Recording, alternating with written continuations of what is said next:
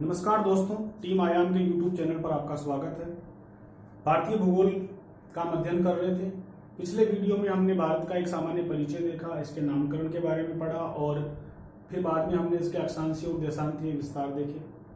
पिछले वीडियो में हमने इनको लिखा था। अब इनको आइए समझते हैं कि एक्चुअल में होते क्या हैं।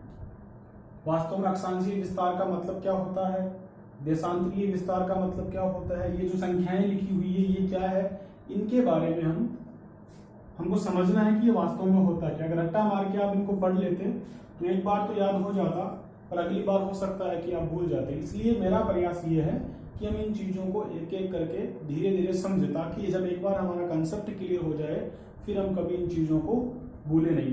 तो सबसे पहले हम देखते हैं अक्षांशीय विस्तार क्या होता है, फिर देशांतरीय विस्तार देखेंगे, फिर और भी चीज़ें जो है उनके पीछे का कारण देखेंगे कि उनको ऐसा क्यों लिखा गया। जैसे 8 डिग्री 4 मिनट ही क्यों लिखा गया, 37 डिग्री 6 मिनट क्यों लिखा गया, यहाँ पर 35 37 और कुछ क्यों नहीं लिखा गया, उन सब के पीछे का कारण हम पढ़ते हैं। हम जानते हैं कि पृथ्वी गोल है। एक कच्चा चित्र बना लेते हैं हम जानते हैं कि पृथ्वी गोलाकार है। ये मान लो हमने पृथ्वी का, मैं कोई बड़ा चित्रकार नहीं हूं, चित्र मेरे से ऐसे ही बनाएंगे टेढ़े मेढ़े, तो इन चीजों को माफ कीजिएगा। कच्चा चित्र मान लेते हैं हम। पृथ्वी गोलाकार है तो सबसे पहले तो हम जानते हैं कि इस पृथ्वी के हमें 2 भाग करने हैं। अब यहाँ आपको मतलब दिमाग नहीं लगाना है कि 2 भाग कैसे करेंगे, पृथ्वी बहुत बड़ी है, ऐसे अपने को उस कंसेप्ट में नहीं जाना। हमको सिर्फ एक कल्पना करनी है और कच्चे चित्र के रूप में बोर्ड पर या अपनी कॉपी में चीजों को समझना और मानते हुए हाँ हाँ करते हुए समझना है। मैं जैसा बनाऊं वैसे आपको एक बार के लिए हाँ हाँ करना है, क्योंकि अगर हम यहाँ लॉजिक लगाने लग जाए कि आप पृथ्वी को दो रूप से कैसे काट सकते हो, अक्षांश आपने कैसे खींचे, ऐसे होते हैं क्या, तो ये चीजें हमें नहीं माननी। ये वैज्ञानिकों ने, हमारे विद्वानों ने जब उन्होंने संकल्पनाएं दी है तो उन्होंने बहुत गहन रिसर्च करके इन चीजों को स्थापित किया है। इसलिए ज्योग्राफी में मेरा सुझाव है कि ज्योग्राफी में पहली बार जब पढ़ो चीजों को तो ज्यादा दिमाग खर्च ना करें। पहली बार अगर हम दिमाग खर्च करेंगे, जो अपना साइंटिस्ट वाला दिमाग है, साइंस की तरह से हम सोचने लग जाएंगे तो हम फंस जाएंगे कहीं ना कहीं। तो मेरा सुझाव ये है कि पहली बार जब पढ़े तो चीजों को पहले हाँ मतलब हामी भरते हुए पढ़े कि हाँ ये चीज मुझे माननी है, उसके बाद उस पर अपने को दिमाग लगाना। पहले दिमाग नहीं लगाना। पहले अगर हम दिमाग लगाने बैठेंगे तो मेरे हिसाब से एक क्रैश हो जाएगा और हम फंस जाएंगे इसके अंदर। तो पृथ्वी गोल है। मैं इस पृथ्वी को 2 भागों में बांट देता हूं। मतलब मैंने पृथ्वी को बीच में एक लाइन खींच दी, बिल्कुल बीच में मैंने लाइन खींच दी, ये लाइन खींच दी। इस लाइन के खींचने के कारण पृथ्वी के 2 हिस्से हो गए। ये गोलाकार पृथ्वी थी, मैंने इसके बीचों बीच एक लाइन खींच दी, ये लाइन। इस लाइन को बोलते हैं भूमध्य रेखा। इस लाइन को क्या बोलते हैं? इस लाइन को बोलते हैं भूमध्य रेखा। देखो नाम में छुपा हुआ है, भूमध्य रेखा। ऐसी रेखा जो भूमि के मध्य से गुजरे, भूमध्य रेखा। ठीक है। इस लाइन के इधर और इधर 2 गोलार्ध हो गए। गोलार्ध का मतलब गोले का आधा, अर्ध गोला हो गया ना गोलार्ध। तो गोलार्ध का मतलब गोले का आधा। तो ये एक गोला था, इस गोले को मैंने 2 हिस्सों में बांट दिया। एक हिस्सा उत्तर में, एक हिस्सा दक्षिण में। ऊपर वाले हिस्से को मैं क्या कहूंगा? उत्तरी गोलार्ध। और जो नीचे का हिस्सा है इसको मैं कहूंगा दक्षिणी गोलार्ध। इतना क्लियर? पृथ्वी को हमने कच्चे चित्र के रूप में कॉपी में बनाया। आप कॉपी में बनाओगे, मैं बोर्ड पे बनाऊंगा। इनके बीच में से एक रेखा खींचनी है जिसका नाम भूमध्य रेखा होता है। तो पृथ्वी के बीच आपको ऐसी रेखा खींचनी गई। ऐसा कोई वास्तविक रेखा नहीं है, ऊपर से गुजर नहीं रही कि तार की तरह गुजर रही है, ऐसा नहीं है। हमको कल्पना करनी है, काल्पनिक रूप से माना गया है। तो ऐसी एक रेखा हमें अपनी कॉपी के चित्र में खींचनी है। मतलब हमने इसको, इस गोले को आधा आधा कर दिया। ऊपर के हिस्से को बोला हमने उत्तरी गोलार्ध और नीचे के हिस्से को बोला हमने दक्षिणी गोलार्ध। और पूरी पृथ्वी में भारत कहां पर है? भारत ऊपर वाले हिस्से में है। हमने पिछले वीडियो में पढ़ा ना, भारत उत्तरी गोलार्ध में स्थित है। तो वो बात क्लियर हुई। उत्तरी गोलार्ध क्यों लिखाया हमने? क्योंकि हमने इसलिए लिखाया कि भारत 2 गोलार्ध बने पृथ्वी की। देखो अमेरिका भी पृथ्वी पर है, कनाडा भी पृथ्वी पर है, ठीक है, इंग्लैंड भी पृथ्वी पर है, इसलिए हमें सभी देश पृथ्वी पर है ना। तो भारत कौन से हिस्से में है? भारत इस उत्तरी गोलार्ध वाले हिस्से में। तो भारत की स्थिति किसमें आएगी? भारत उत्तरी गोलार्ध में। एक चीज हमारी क्लियर हुई। पिछले वीडियो में जो हमने चीज लिखी थी कि भारत कौन से गोलार्ध में है, भारत उत्तरी गोलार्ध में है, ये हमारा यहां से क्लियर हुआ। इसके बाद आगे बढ़ते, दो गोलार्ध हमने बना लिए।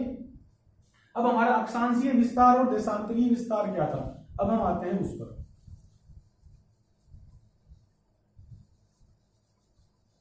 अब क्या भूगोलवेताओं ने क्या किया, पृथ्वी पर कुछ अक्षांश बनाए।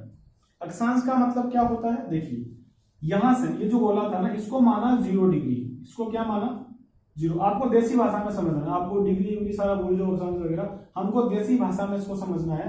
यहां पर 0 है, इससे गिनती शुरू करते करते करते ऊपर चले गए यहां तक, यहां पहुंचे 90 पर, ठीक है। इधर भी 0 मानना है भाई, 0 का 0 रहेगा ना, यहाँ भी 0, यहाँ भी 0। इधर से गिनती शुरू करते करते हम पहुंचे 90 पर, ठीक है। और इधर से नीचे की तरफ गिनती करनी है, यहां भी हम कहां पहुंचे 90 डिग्री पर, ठीक है। इसको 0 डिग्री बोलते हैं। तो ये 0, उसके बाद 1, फिर 2, 3, 4, ऐसे करते करते करते हम कहां तक पहुंचे 90 पर। यहां से भी हमको वही करना है, 1, 2, ऐसे यूं हमने एक एक डिग्री का कोण बनाते हुए, ऐसा एक कल्पना करते हुए यहां पर ये बनाए। इनको तो ये कौन सा है 0 डिग्री, इसको नाम क्या दिया 0 डिग्री अक्षांश, जो 0 डिग्री वाला पॉइंट है ना, इस पॉइंट को, और यहां पर बनाया हमने केंद्र माना यहां पर। अब देखो ये वाला पॉइंट और ये वाला पॉइंट, इनके बीच कितने डिग्री का कोण है 0 डिग्री का कोण है। उस कंसेप्ट पे चाहे मत जाओ, एक बार आप इसको मान लो, यहां पर लिखा हुआ है 0, तो ये 0 डिग्री अक्षांश, और इसी रेखा को हम इसको क्या कह सकते हैं 0 डिग्री अक्षांश रेखा। दूसरा नाम क्या हो गया भूमध्य रेखा का 0 डिग्री अक्षांश रेखा, या क्या कहोगे मुख्य अक्षांश रेखा, क्या कहेंगे मुख्य अक्षांश रेखा। यहां हमने 0 माना, इसके बाद हम 1 मानेंगे, फिर यहां पर 2 माना, फिर 3। इस तरह से हमने ऊपर की तरफ 90 तक गिनती लिखी, यहां से लेकर के हम इधर की तरफ 90 तक गिनती लिखेंगे। 0 से 0 ऑलरेडी मिला हुआ है, हम अब 1 से 1 मिला देंगे, 2 से 2 मिलाएंगे, 3 से 3 मिलाएंगे, 4 से 4, 5 से 5, ऐसे करते करते 80 से 80, 79 से 79, 89 से 89 और 90 ऑलरेडी मिला हुआ पॉइंट आ जाएगा। इस तरह से हमें ऊपर की ओर बढ़ना है। तो हम क्या करेंगे, पहले हम इस 1 को 1 से मिलाएंगे, ये मिलाया, फिर 2 को 2 से मिलाएंगे, ऐसे करते करते हमें एक जो रेखा माननी है वो माननी है 23.5 डिग्री। यहां पर हमें कहां पर माननी है 23.5 डिग्री, इसको बोलेंगे अपन कर्क रेखा। अभी से कॉपी में इसको लिख लीजिए, इसको हम क्या बोलेंगे कर्क रेखा। कहां पर देखो देखो हमने 1 से 1 मिलाया, 2 से 2 मिलाया, 3 से 3, 5 से 5, 11 से 11, 20 से 20। इसी तरह हमें 23.5 से 23.5 को मिलाना है, 23.5 मतलब 23 से 1/2, तो 23.5 डिग्री से इस 23.5 वाले पॉइंट को इधर से 23.5 वाले पॉइंट से मिलाया, और जो रेखा बनी वहां एक रेखा खींचनी है, उस रेखा का नाम हमें क्या देना है कर्क रेखा। फिर ऊपर आगे बढ़ते हैं, ठीक है। ऐसे बढ़ते बढ़ते यहाँ हमें 66.5 पर बनानी है, 66.5, यहाँ 66.5, यहाँ से भी एक रेखा आपको बनानी है। ये कच्चा चित्र है, कॉपी में बनाते जाए। इधर भी 66.5, इन दोनों को हमें मिला देना है, इसको बोलते हैं आर्कटिक रेखा। और ये हमारा पॉइंट 90 से, देखो 90 से 90 मिलाने की जरूरत नहीं है, 90 से 90 अपने आप इस पॉइंट पर यहां से गिनती करते करते 90 पहुंचे, इधर से करते करते 90 पहुंचे, यहां मिल जाएगा। यही काम हम नीचे की तरफ करेंगे, तो ऐसा में वही यहाँ पर 1 होगा, 2 होगा, 3 होगा, ऐसे करते करते यहाँ 90 तक। फिर यहाँ से भी हमको 1, 2 यूं करते करते हम पहुंचे 90 के ऊपर। और यहाँ पर भी हमको जो काम यहाँ किया हमने, ऐसा ही काम यहाँ करना है। यहाँ पर भी हमको 23.5 डिग्री से 23.5 डिग्री को मिलाना है। तो हमने यहाँ से यहाँ 23.5 और यहाँ 23.5 दोनों को मिलाया, तो यहाँ की जो 23.5 डिग्री है नीचे वाली, ये क्या दक्षिणी गोलार्ध है, ये हमारा अभी उत्तरी गोलार्ध चल रहा है। यहाँ पर हमें क्या मिलेगा दक्षिणी गोलार्ध है, तो यहाँ पर भी 23.5 डिग्री। इस रेखा को बोलेंगे मकर रेखा। इस रेखा को हम क्या बोलेंगे मकर रेखा। इस तरह यहां पर भी एक 66.5 और 66.5 पर भी एक रेखा बनाएंगे, उसे हम कहेंगे अंट्राकर्टिक रेखा। अंट्राकर्टिक रेखा ये इतनी जरा अभी हमको काम में नहीं लेनी, अभी हमें केवल 0 डिग्री, ये हम बात को पूरा समझे। 0 से 0 मिला ऑलरेडी, 1 से 1 को मिलाया, 2 से 2 को मिलाया, 23.5 से 23.5 मिलाया, तो हमें मिली कर्क रेखा।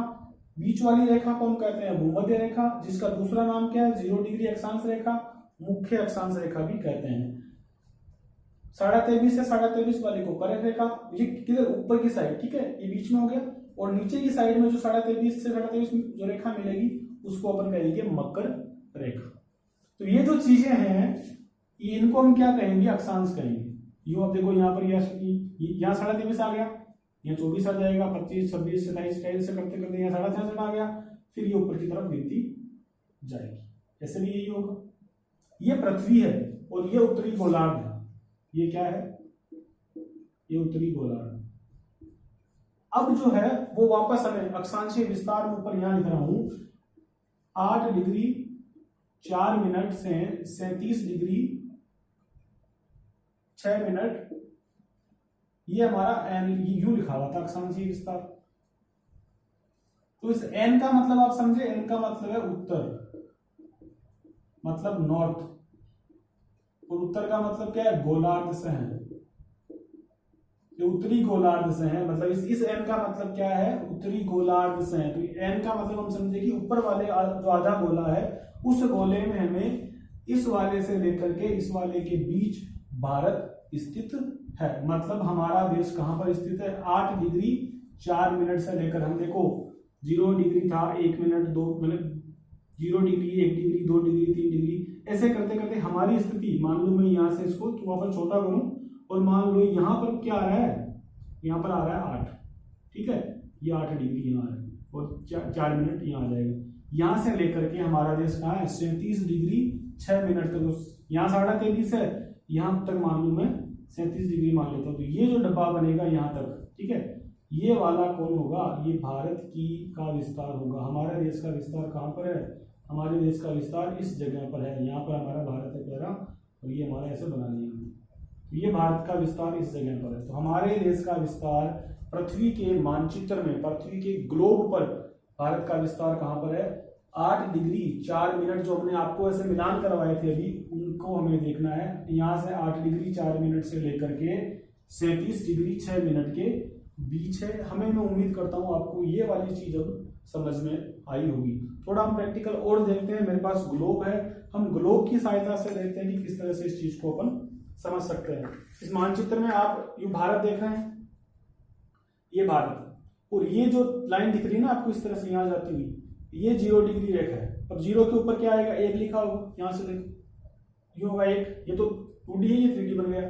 तो इस तरह से हमें देखो यहाँ पर 0 था, इसके ऊपर हमने 1 2 3, यहां से जो भारत कन्याकुमारी जो तमिलनाडु वाला हिस्सा है वहां से हम देखें तो वहां हमको मिलेगा 8 डिग्री 4 मिनट, और भारत का हिस्सा कहां तक है, ऊपर जम्मू कश्मीर तक, और यहाँ जम्मू कश्मीर तक हम जब देखेंगे तो हमको मिलेगा 37 डिग्री 6 मिनट। और एन का मतलब है उत्तरी गोलार्ध, एन मतलब नॉर्थ, इस नॉर्थ का मतलब होता है उत्तरी गोलार्ध। तो ये हमने भारत की अक्षांशीय स्थिति को देखा कि भारत की अक्षांशीय स्थिति 8 डिग्री 4 मिनट से लेकर के 37 डिग्री 6 मिनट उत्तरी गोलार्ध में स्थित है। यहां से हमको यह चीज क्लियर हुई। तो मैं उम्मीद करता हूं आपको अक्षांशीय विस्तार के बारे में चीजें समझ में आ गई। और 23.5 डिग्री वाली रेखा देखो कर्क रेखा है, हमें पता है भारत उत्तरी गोलार्ध में है, हमें पता है भारत की स्थिति यहां से यहां है, ठीक है, मतलब 8 डिग्री 4 मिनट से लेकर 37 डिग्री 6 मिनट के बीच। तो ये 23.5 डिग्री कर्क रेखा भी हमारे देश के बीच से गुजरती है।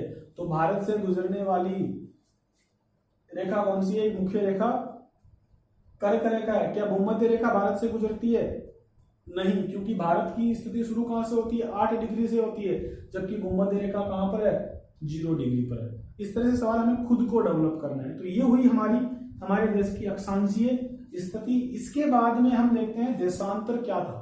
ये तो हमने पढ़ा अक्षांश क्या था, इसके बाद में हम देखते हैं कि देशांतर क्या होते हैं। इसी चित्र में हम देशांतरों को समझने का प्रयास करते हैं। अब देखिए, ये तो हमने अक्षांश पढ़ लिए, इसके बाद हम, ये बहुत बड़ा चैप्टर है अक्षांश देशांतर वाला, मैं इसको केवल आपके भौतिक, जब मैं भारत का भूगोल है ना, इसी के परिप्रेक्ष्य में पढ़ा रहा हूँ। इसको मैं पूरा कंप्लीट वैसे टॉपिक के हिसाब से नहीं पढ़ा रहा, इसको मैं इसलिए पढ़ा रहा हूँ ताकि हमको ये चीज समझ में आ जाए। पूरा इसका एक चैप्टर होता है, अक्षांश और देशांतर क्या होते हैं, है ना, इनका टाइम जोन क्या होता है, ये क्या क्या काम करते हैं, इनके यूज क्या है, उपयोग क्या है, वो सभी एक बड़ा चैप्टर बन जाता है। उसको मैं बाद में कभी पढ़ाऊंगा। अभी हम भारत का भूगोल पढ़ रहे हैं, इसलिए हमको जो चीजें काम में आने वाली है मैं सिर्फ उन्हीं के बारे में बात कर रहा हूं। अब हम पढ़ेंगे देशांतरीय विस्तार की। देशांतर का विस्तार किस तरह से है, ये जो हमने लिखा 68 डिग्री 7 मिनट, 97 डिग्री 25 मिनट, वो सब क्या था, उनको हम देखते हैं। अब देखिए, ये वापस वही पृथ्वी है, वही चित्र हम काम में ले रहे हैं। आप दूसरा बना लीजिए चाहे तो, या उसी में जगह है तो उसी में देख लीजिए, उसमें जगह नहीं है शायद आपके, तो आप नया चित्र बना लीजिए। ये पृथ्वी है, अभी हमने देखा था वो देशांतर अक्षांश वगैरह देखा। अब हम पढ़ेंगे देशांतर। देशांतर में कितना था, 68 डिग्री 7 मिनट से लेकर के 97 डिग्री 25 मिनट के बीच, और ई था। ई का मतलब क्या होता है अभी वो भी बताऊंगा। ये हमारा देशांतरीय विस्तार था, ये देशांतरीय विस्तार था, और ये वाला अक्षांशीय विस्तार था। देशांतरीय विस्तार क्या है, इस बार पिछली बार हमने क्या किया था, पिछली बार हमने यूं टुकड़े किए थे, मतलब पृथ्वी को इस तरह से हमने आधा किया था। इस बार हम क्या करेंगे, इस बार हम पृथ्वी को इस तरह से ना करके यहां एक काल्पनिक रेखा मानेंगे बीचों बीच, समझने के लिए बता रहा हूं सिर्फ। यहां हमने एक काल्पनिक रेखा मान ली, ठीक है, इसी को माना हमने 0 डिग्री देशांतर। देखिए, अक्षांश और देशांतर का एक अलग चैप्टर होता है पूरा, मैं वो नहीं पढ़ा रहा, मैं आपको सिर्फ और सिर्फ भारत के भूगोल में ये जो चीज आई थी, 2 मोबाइल नंबर आए थे हमारे सामने, इनको समझाने के लिए चीजें बता रहा हूँ। इसको पूरा चैप्टर मत मान लेना, इसमें भी बहुत सी बातें होती है, वो मैं भौतिक भूगोल का जब चैप्टर करेंगे हम सामान्य भूगोल, उसके अंदर वो चीजें आएगी। फिलहाल के लिए हमें समझने के लिए करना है। 0 डिग्री देशांतर मतलब दोनों तरफ मैंने 0 0 लिख दी। अब इसमें क्या है, इधर वाले भाग को तो बोल दिया पश्चिमी भाग, इधर वाले भाग को क्या बोला, पश्चिमी देशांतर, और इस साइड वाले भाग को बोला पूर्वी देशांतर। और पूर्व का मतलब पता है ईस्ट होता है, और पश्चिम का मतलब वेस्ट होता है। और जब हमने भारत की हमने भारत का अक्षांशीय विस्तार देखा था, उसमें हमने क्या देखा था, भारत को कहां देखा था, यहां मिला ना भारत, तो ये हमारा उत्तरी तो गोलार्ध था, और देशांतर क्या हो गया, पूर्वी। इसलिए अक्षांशीय विस्तार में तो हमने एन लिखा था। अब देशांतरीय विस्तार में भारत की स्थिति किधर है, इस साइड में है ना, इस वाली साइड में, इस वाली दिशा में 0 की इधर है, पिछले वाले का रिपीट मारो, उसमें हमने यहां रखा था ना भारत को, इसीलिए देखो भारत इस तरफ है या इस तरफ है, इस तरफ है, तो हमें यह समझना है कि हमारा देशांतर कौन सा है, पूर्वी। इसलिए यहां पर हमने क्या लिखा, ई लिखा, डब्ल्यू नहीं लिखा, ना वेस्ट और कुछ लिखा। हमें 4 दिशाएं थी, उन्हीं के उनका पहला वर्ड लिखा हुआ है, पहला अक्षर लिखा हुआ है, तो ये हमारा अक्षांशीय विस्तार था, और ये वाला देशांतरीय विस्तार है। ई क्यों लिखा, क्योंकि दोनों खंडों में भारत किस तरफ है, भारत इस तरफ है। क्यों पता है आपको, पहले ही हमने पढ़ रखा है अक्षांशीय विस्तार, उस टाइम भी भारत यहाँ था, इस वाले में भी भारत यहाँ है ना, तो ये कौन सा हिस्सा है, इस हिस्से का नाम है पूर्वी देशांतर। इतना कर लिया हमने। इसके बाद ये क्या है जी, 68 7 37 68 7 97 25, ये वाला क्या मैटर है, इसको हम देखते हैं। इसमें हमें अब देखते हैं कि इसमें हम देखते हैं अब ये जो संख्या आई, इनमें क्या है।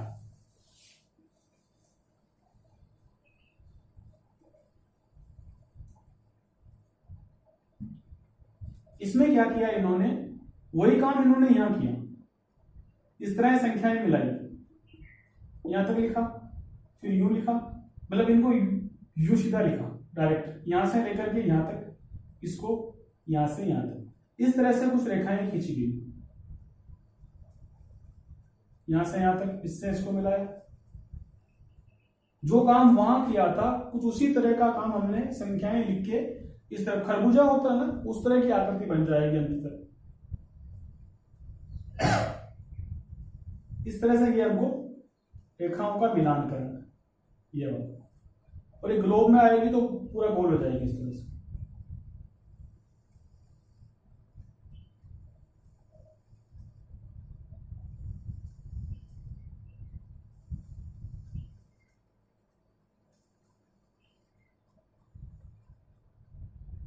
इस तरह से ये जो रेखाएं हैं इनको बोलेंगे देशांतर रेखाएं। और भारत की स्थिति कहां पर है? भारत की स्थिति 68.7 से लेकर के 97.25 के बीच है। मतलब यहां हमने क्या देखा? जीरो देखा। इधर हम जीरो के आगे निकलना शुरू करेंगे तो हमें कहां मिलेगा? भारत की स्थिति 68.7। तो जीरो मतलब यहाँ से 1 2 3 4 से करते करते कहां मिलेगा? ये 68.7। यानी जो 68.7 जब आएगा, मान लेता हूं मैं यहाँ से 68.7 आ रहा है, यहाँ से लेकर, और भारत इधर यहाँ पर अक्षांशीय विस्तार था ना, वो आ रहा था आपको यहाँ से 8 4 37 से, और ये 68.7 आपको यहाँ से लेकर के यहाँ मान लो 97.25।